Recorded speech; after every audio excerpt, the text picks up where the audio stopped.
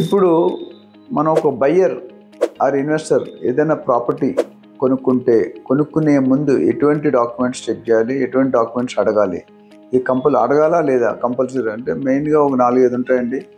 Number 1, title clarity చూసుకోవాలి. Legal issues అంటే link documents కానీ, ఈసీ కానీ, ఎన్కమరెన్స్ సర్టిఫికేట్ కానీ, next government permissions, GHMC, DTCP, HMDA with RERA ఉందా లేదా. రేరాలో చాలా చట్టాలు వచ్చాయండి.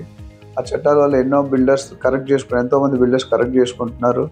మీరు ఏది పడితే అది అమ్మకూడదు. అంతమంది ఇలా కన్స్ట్రక్షన్ చేసి ఇలా కట్టేవారు, ఇప్పుడు ఆ పాసిబిలిటీ లేదు.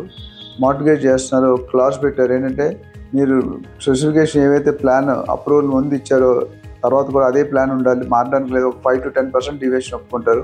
దానికంటే ఎక్కువ డివియేట్ చేస్తే కనుక యూఆర్ బి అవుట్. మీ పర్మిషన్ రిలీజ్ అంటే ఓసీ రాదు, ఆక్యుపెన్సీ సర్టిఫికేట్, మార్టిగేజ్ రిలీజ్ కాదు, కోలుకొట్టే ఒక సందేశాలు కూడా చాలా ఉన్నాయి. కాబట్టి మీరు చెక్ చేసుకున్న లింక్ డాక్యుమెంట్స్ తర్వాత రేరా డాక్యుమెంట్ ఉందా లేదా, రేరా ప్రాజెక్ట్కి రేరా ఉందా లేదా, కంపెనీకి రేరా ఉందా లేదా చూసుకోవాలి, వ్యాలిడిటీ ఉందా లేదా చూసుకోవాలి. తర్వాత నేను ఆల్రెడీ లీగల్ ఒపీనియన్ చెప్తాను. Government permissions, link documents, EC and layout approvals. Layout approval అంటే మీరు ఏమి ఇచ్చారు, డిజైన్, గార్డెన్ ఎక్కడ ఇచ్చారు, పార్క్ ఎక్కడ ఇచ్చారు, ప్లాట్ సైజ్ ఎంత, ఈస్ట్ ఎంత, వెస్ట్ ఎన్ని గజాలు, నైబరింగ్ ప్లాట్, ఇవన్నీ కూడా లేఅవుట్ అప్రూవల్స్ అంటారు. ఇది కంపల్సరీ చెక్ చేసుకోవాలి.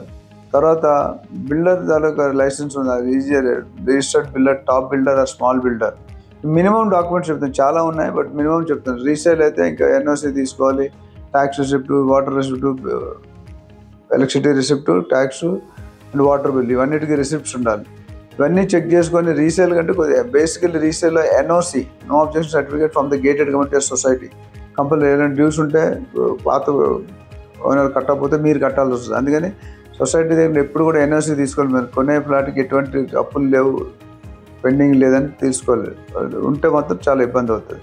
సో ఈ పత్రాలన్నీ చూసుకొని మీరు క్లారిటీగా ఉంటే మీరు కొనుక్కోవచ్చు.